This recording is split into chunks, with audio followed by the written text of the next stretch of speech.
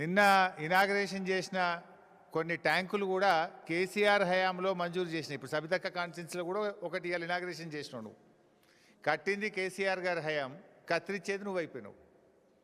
Sripada Yellampalli project మేమే కట్టినాం, శ్రీపాదరావు పేరు పెట్టినామంటే మీలాగా మేము చిన్నగా ఆలోచించలే.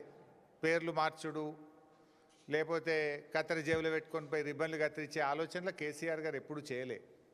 కేసీఆర్ గారు బ్రాడ్గా ఆలోచించిండ్రు, రాష్ట్రం కోసం ప్రజల కోసం ఆలోచించారు తప్ప నీలాగా దిక్కుమాలిన దివాలాకోరు రాజకీయాలకు ఎప్పుడు కూడా పాల్పడలేదు. ముఖ్యంగా మీరు చూస్తే ఎల్లంపల్లి ప్రాజెక్టు అసలు కాంగ్రెస్ హయాంలో పూర్తయిందా? అది బీఆర్ఎస్ వచ్చిన తర్వాత ఆ రోజు నీటిపారుదల శాఖ మంత్రిగా నేనే ఉన్నాను.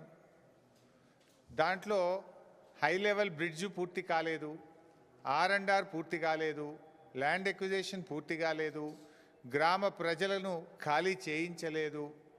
బీఆర్ఎస్ వచ్చిన తర్వాత ఎల్లంపల్లి ప్రాజెక్టు మీద 2052 కోట్ల రూపాయలు ఖర్చు పెట్టి ఆ ప్రాజెక్టును పూర్తి చేసి 2016 సంవత్సరంలో పూర్తి స్థాయిలో 20 TMCల నీళ్లు నిలిపాం.